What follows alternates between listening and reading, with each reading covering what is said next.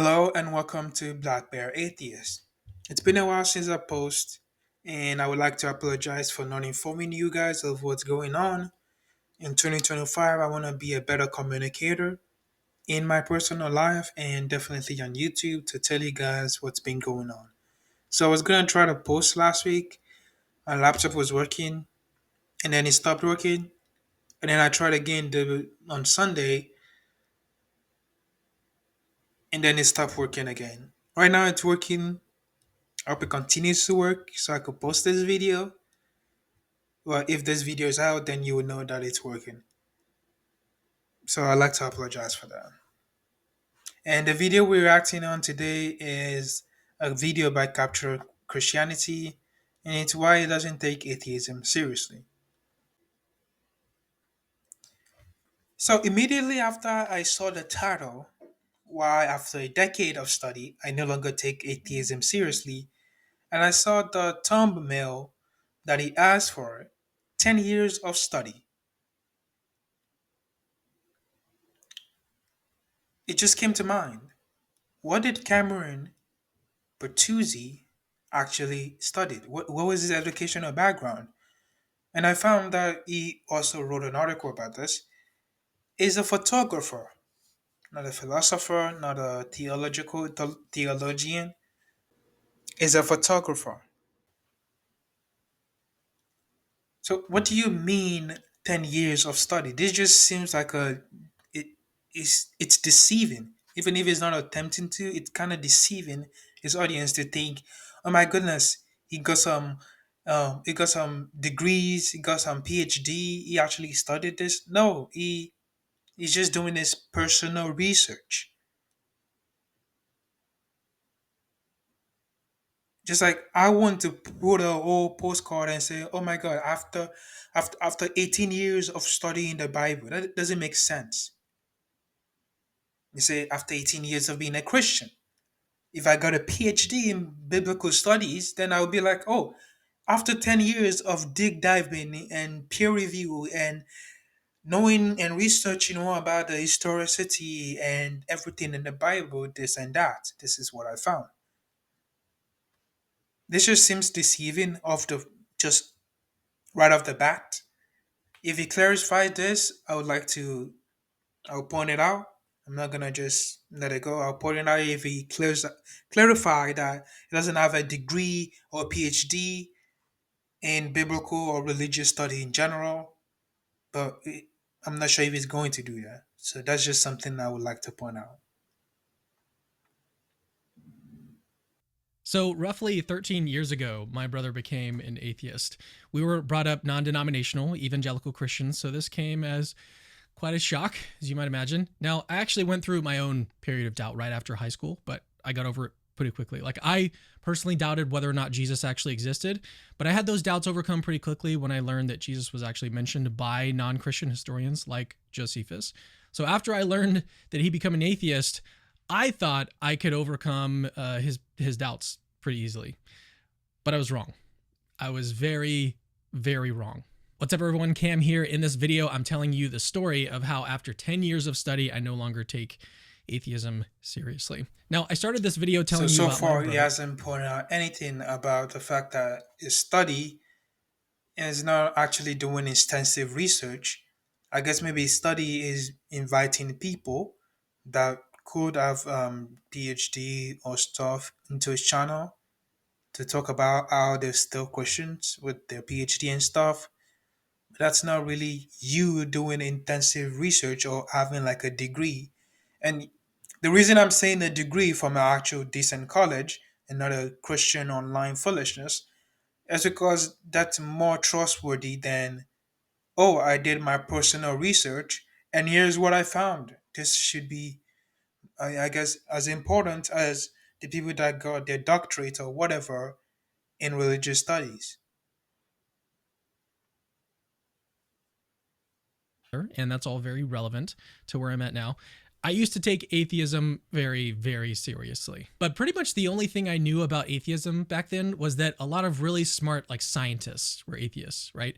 I had heard the name Richard Dawkins, but I didn't know what he actually said about religion. I just knew that really smart people were atheists. But let's return to the story. Okay, after I learned that my brother became an atheist, I I just mean, I guess really smart people that know more about the universe are atheists, and I guess you could say dumb people can also be an atheist. Like, it doesn't matter. It's a spectrum of like above average, average, below average that are atheists. It's just a matter of whether you believe there's a God or not. And many people don't think it makes sense to even say there's a God when they don't have anything to like. They're like, oh my goodness, this proves that there's a God. decided I was going to meet with him and like crush all of his objections. Okay. This ended up being like the worst idea that I could have come up with. My brother and I met, and it turned out to be literally like one of the worst nights of my life. He raised objections to Christianity I had never even dreamt of, but that night showed me that I really had no clue why I believed in Christianity. So after that night, I started to look into the arguments for and against God's existence. I wanted to know whether or not God's existence was actually reasonable. And after just a few weeks of study, I quickly learned that there are very powerful arguments for God's existence. I found the Kalam cosmological argument, contingency arguments, teleological arguments from fine tuning, arguments from consciousness, moral arguments, and so on. Like there's actually a ton of arguments for the existence of God. Check out this video, got it linked right here, in which we lay out over 150 arguments for God's existence that show up in the literature. Now, this might lead you to think that this kind of like settles. So your brother points out contradictions and things in the Bible that, made you doubt. And what did you do? You went and I guess this is a good thing. Lay out the pros and cons. But then you went on into pure apologetics and start listing out a bunch of arguments for God that are strong. I mean, I guess you have some low conviction because these are not strong arguments for God. These are not strong arguments for God's existence.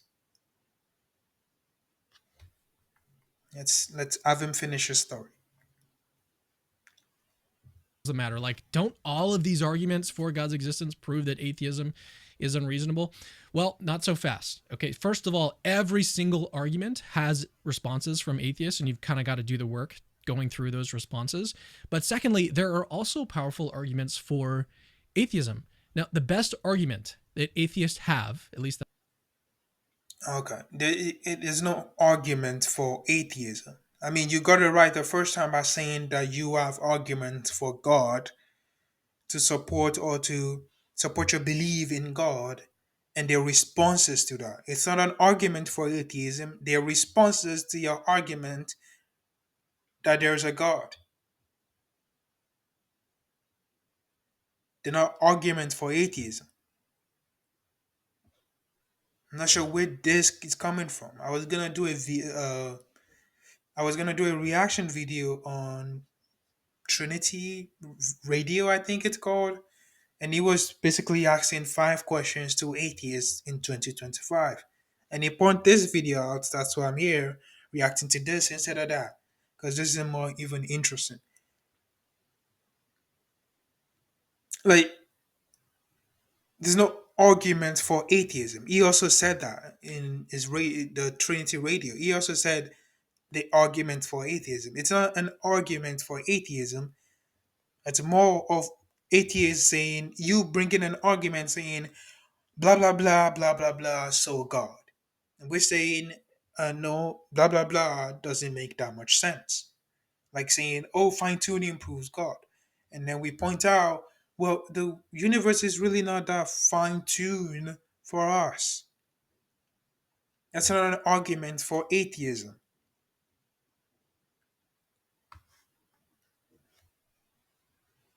that I've found is the problem of evil.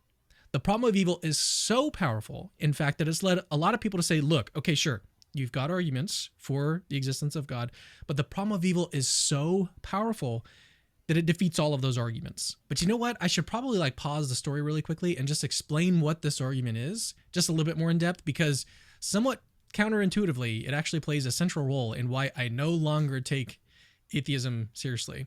So, first, let me say that this is one of the arguments I've paid the most attention to over the past decade. I've read books, I've watched debates between top scholars, I've listened to lectures, I've watched Joe Schmid, and so on. So, to quickly summarize, the problem of evil is an argument against an all powerful, all knowing, all good God. Here's a really common way that it's expressed these days. Premise one: if God exists, pointless suffering does not exist. Premise two: pointless suffering exists. Therefore, three: conclusion: God does not exist. Both premises in this argument seem pretty plausible. Like, if God did exist, Now, I have never seen this argument laid out like this. Premise one: if God exists, pointless suffering does not exist. Premise two: pointless suffering exists, therefore God does not exist. This is flawed in so many ways. Again, I'm not an expert in knowing like how to set up statement and argument points that actually are true and make sense. But this doesn't make sense. If God exists, pointless suffering does not exist. It could be an evil God. You have to specify. If the Christian God, according to the Trinity, or the Trinity, the three essence that they would like to pronounce every 2 seconds, like God is good, all like God is good, which is all loving. You could just summarize it as that. God is all loving, all knowing, and all powerful. So if God, the Christian God, is all knowing, all loving, and all powerful, pointless suffering does not exist. Pointless suffering exists, therefore God does not exist. I think that would make more sense. You have to clarify which God. If Thor exists, pointless suffering does not exist, doesn't make any sense. Because Thor isn't there to end suffering. So there's already problem with the problem of evil argument. But I have never seen this. I have never seen this actually laid out. Of most of the time when atheists address this, they just point out that if a God is all knowing, all loving, and all powerful exists, suffering doesn't make sense. Because why would suffering be a thing? Is he the one allowing it? Is he the one controlling evil? Like, what is going on? this argument seem pretty plausible. Like, if God did exist, he would probably not permit any pointless suffering. All suffering would have some kind of purpose. The Bible even says that God is working all things toward our good. So premise one seems pretty plausible. Premise two also seems pretty plausible. Like, just look around a bit and you'll find cases of seemingly pointless suffering. Now, as you might expect, just like atheists have responses to the arguments for God's existence, Christians have responses to both premises Good. in the We have argument. responses to the argument for God. We don't have argument for atheism. I feel like he's gonna say this again. Again, we do not have, it's not an argument for atheism. We're not trying to prove atheism. You're trying to prove God, and we're pointing out the flaws in your argument and our evidence so doesn't support it. Thus, we lack a belief in your God. We're not, there's some atheists that do not believe in the existence of a God and claim even that there is no God. The majority of atheists are agnostic atheists that lack belief in a God. They lack a belief and they don't believe in a God. So again, we're not making an argument to prove atheism. From evil. Some Christians argue that God can allow pointless suffering. Others argue that while some suffering might seem pointless on the surface, it still nevertheless has a purpose. But that's not what I'm doing in this video. Like, I wasn't convinced that atheism is silly because Christians have responses to these premises. The But we're reason silly because Christians cannot even agree on whether suffering is necessary or suffering is not. Or why God will allow suffering, which is, I guess, one of the most important thing for anybody, any theist to be able to answer to their congregation. Why is suffering necessary? Because when you look around and you see a bunch of not just let's take humans out of the equation for a second. Animal suffering, and you see this cruel animal kingdom in which people like animals eat each other. Why is that necessary in a all-knowing, all-loving, all-powerful God universe? And even if it's a little God, why is this necessary of part of the creation?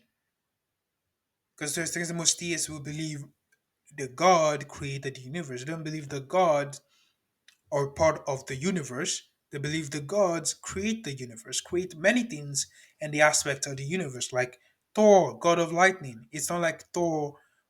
Without Thor, there will be no lightning. It like it goes hand in hand. So they have to answer this question of why is there so much fucked up things around the world? Why I don't take atheism seriously any longer, because even if we accept the atheist's strongest argument, it still wouldn't prove atheism. And now I'm kind of realizing that I probably should have defined Yeah, and I am done saying the same thing over and over again. atheism a lot earlier on. Well, philosophically, atheism is the view that there are no gods. It's very simple. There's no creator, there's no designer of the universe. Now I see why most atheist channels do not really take this video seriously to react on it, or take capturing Christianity seriously to react on it. Now I see. Now I get it. I get it. I get it. I see. I see it. Jesus Christ. Like,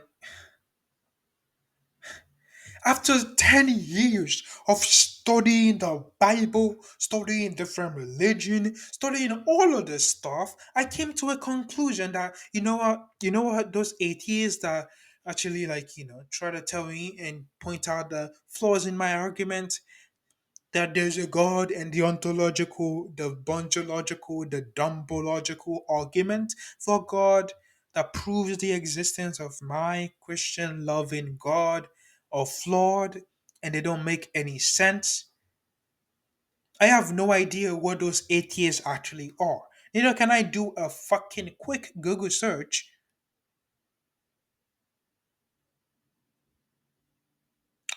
I'm just gonna say something random. Like, oh my god, atheism is people that think there's no God, people that believe there is no God. When countless of time, anytime an atheist is doing literally a video, doing a reaction, countless of times, I've seen multiple videos pointing this out that hey, atheism is not, there is no God. We just don't believe in a God. We don't believe in an existence of a God. We're not Christians. We're not putting our trust in some divine being. We don't believe in a God. That is the majority of atheists. And there's some atheists that are not just negative atheists, they're positive atheists. They're actually saying there is no God. And those are the people that are convinced through, or I mean, technically you could go all the way, but those are the people that are convinced with hard evidence saying none of this is necessary for God. None of the things in the universe is necessary for God. And based on they convinced that to an extent there is no God. Now, that's not the majority of atheists.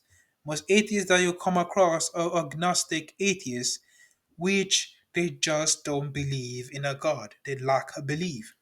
If you can prove and show them evidence that says there is a God, they will be convinced that there is a God. Which you're not by saying shit like, oh my God, they believe there is no God. Universe, we weren't created for some purpose by somebody. Theism, on the other hand, is the view that What the fuck does that have to do with anything? What is, oh, we were not created for any purpose for anything, has to do with anything? It is, it's an answer to a question. Do you believe in a God? No. Done. Boom. It has nothing to do with what you think your purpose is in life. It has nothing to do with that. Jeez.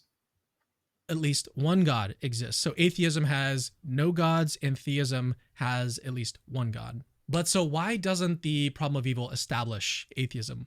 Well, simply because there are many, many other kinds of gods that it doesn't rule out. The British philosopher Philip Goff is a really good example of someone that adopts a sort of non-standard view of God. So we're in this situation where the believers are tying themselves up in knots trying to explain suffering. The atheists are tying themselves up in knots trying to explain fine-tuning.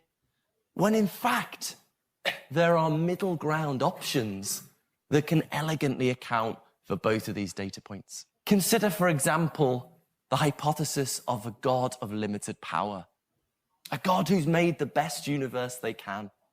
Maybe God simply can't create complex life in an instant. Maybe the only way God can create intelligent life is by creating a universe with the right physics that is eventually going to evolve intelligent life. And God's like, I'm sorry, I know it's going to be messy. This is all I can do, is this or nothing. I think this hypothesis can account for both the fine-tuning in terms of God's purposes and the suffering in terms of God's limitations. So That has to be one of the stupidest things I have heard in my life. That has to be one of the stupidest things that I've heard in my existence. And I'm glad Alex O'Connor is part of this debate to point out the flaws in whatever the fuck he's trying to say. Let's find a middle ground where there's a limited God and he created this universe. And the best way he could do that is by creating like the laws of the universe and evolution, which takes so much time. And we can still believe it's fine tuned. Oh God. No, no, no. Like I've said earlier, what I guess I was predicting that this is what he's gonna do when it says approving atheism. Again, even if it's a limited God, we're not even addressing that. The problem of evil, the argument of evil, the negation of evil, the point atheists try to point out with evil does not have anything to do with gods that are not all powerful, all knowing, and all loving. If a God is all powerful and all knowing, it does not address that God. If a God is not all powerful, but is all loving and all knowing, it does not address to that God. If a God is all knowing and all loving, but not all powerful, it is not addressed to that God. The suffering in terms of God's limitations. So even though God is all good, perfectly benevolent on this view, given his limit in power, there's no way that he can like stop all of the suffering in the world. What I want you to notice here, and this is really important, the problem of evil, which is once again one of the atheists' best arguments, doesn't touch this particular view of God that we just went over. No fucking dog, Cameron. No fucking dog. Maybe because it's not supposed to. Maybe because the argument is not made for it. Let's let's think for a second. 10 years of study. 10 years of studies. Let's think for a second. Maybe because it's not supposed to. I don't know. Talk about that argument. Just like when you have 2 plus 2 equals 4, you don't put 7. Maybe because it's not supposed to be for that argument. Wow. Like it doesn't touch it at all.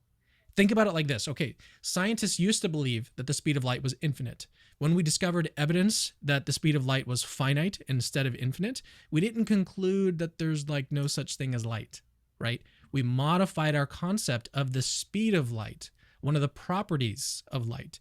So, what I'm saying here is that the best case scenario for the atheist in this argument should really just lead us to revise our view of God. It shouldn't lead us to become atheists. Keep in mind, I'm not saying that the problem of evil is sound or persuasive. Personally, I think there are many good responses to the problem of evil, like the soul-building theodicy. I'm saying that even if we grant it, hypothetically, if we grant it, it doesn't come anywhere close to even establishing atheism. Something else important I want you to notice is that Because it's not an argument for atheism. It's not an argument for atheism, Cameron. That's not how that works. It's not an argument for atheism. You present an argument. This is not even a debate. You present an argument saying this and that proves God. The human eye, the complexity in human eye proves God. And I point out the evolutionary process that led to the human eyes. That is not an evident. That's not an argument for atheism.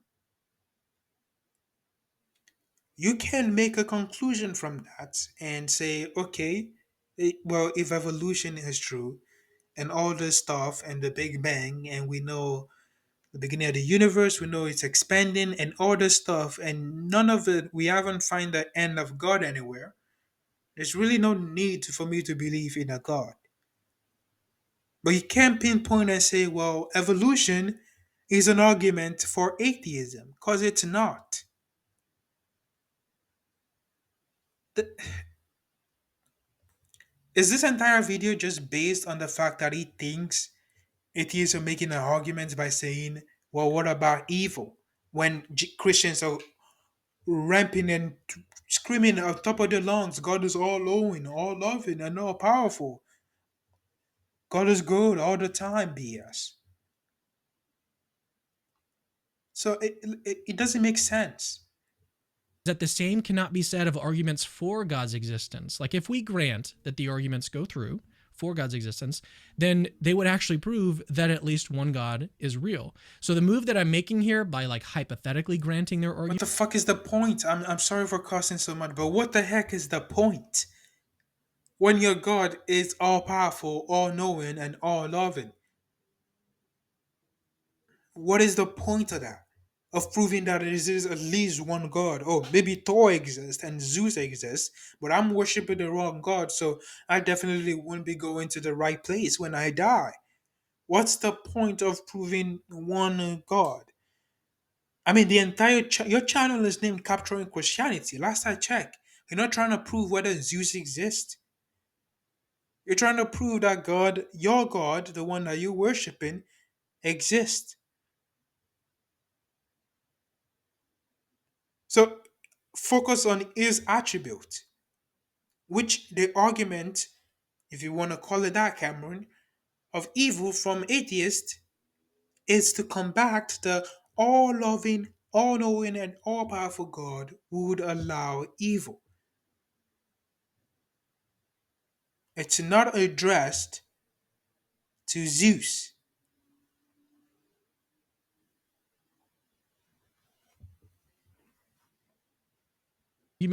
is not available to the atheist. They can't hypothetically grant the arguments for theism. Instead, they just sort of have to trust that every argument for God's existence fails, even the ones they've never heard of, which is actually kind of a giant leap of faith if you think about it. All right, now just so I'm not misunderstood, And we're back to Frank Turk BS. I guess through your 10 fucking years of studying, you learn to ignore everything atheists have said, lie for Jesus, and learn some apologetics foolishness like, oh my god, atheists have more faith than Christians. They have more faith than theists. They have to believe everything came from nothing. Blah, blah, blah. Blah, blah, blah. That's all you've learned for the past 10 years. So I guess congratulations on wasting 10 years of your life on religious nonsense. These people are clearly not looking for the truth. If you're looking for the truth, you would not be lying.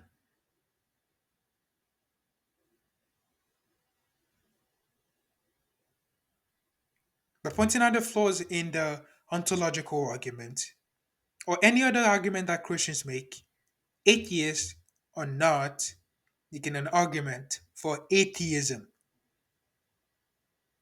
The best I can do for you is point out the flaws in whatever you believe in this God. If you say this God is all loving, I'll point you to the verses in the Bible and things around the world that shows it's not all loving, all powerful. Clearly not. It doesn't make sense if it's all powerful and all loving. It's the same shit with Trinity, the Trinity of BS. It doesn't make sense. It doesn't click. That's the best I can do. Show you the evidence. By showing you the evidence, I hope I'm able to convince you that what you believe is nonsense.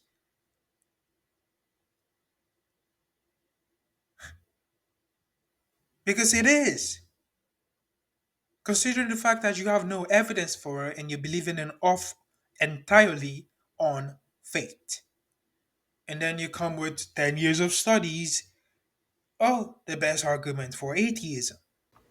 If atheists, or if there's an argument for atheism, agnostic atheists to be specific, it would be that there's a lack of evidence to conclude that a God exists.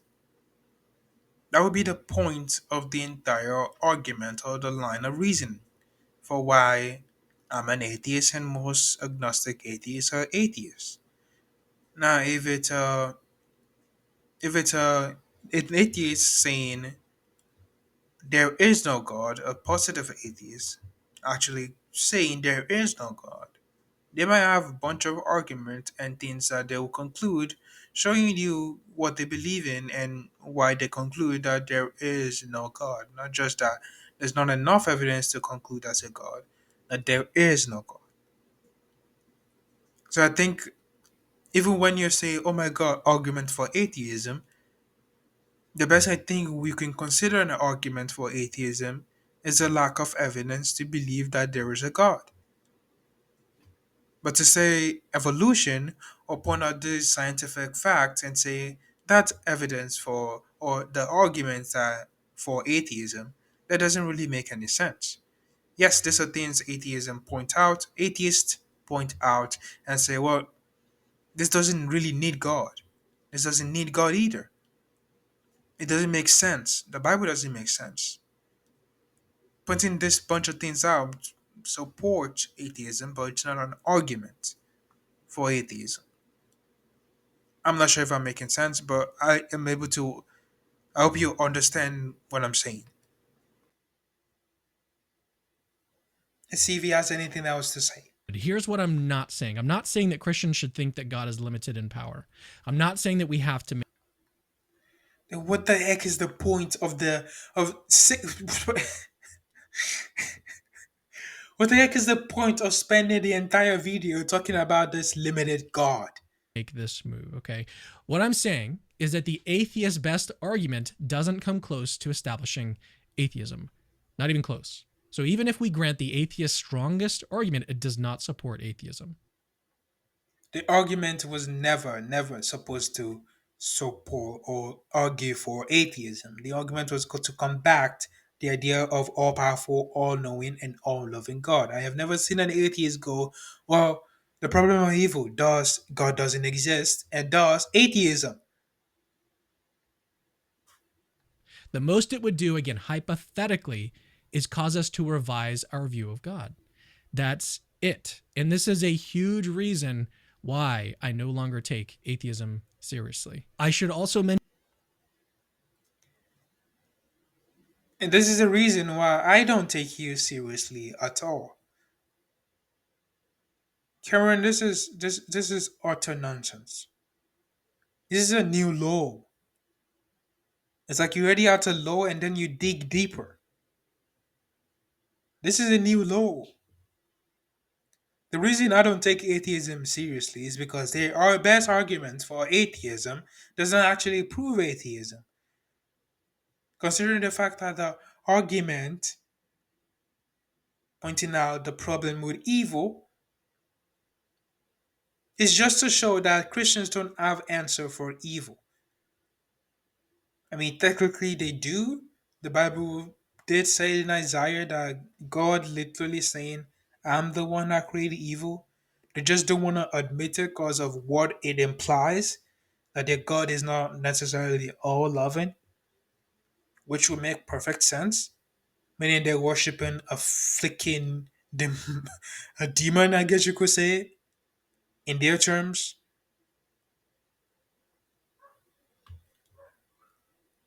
I've given myself enough headache by giving. I've given all of us enough headache by putting us through this. Thank you all for watching. If you liked the video, please like, comment, and subscribe. Hope you to catch you on the next one. Have a lovely day, people.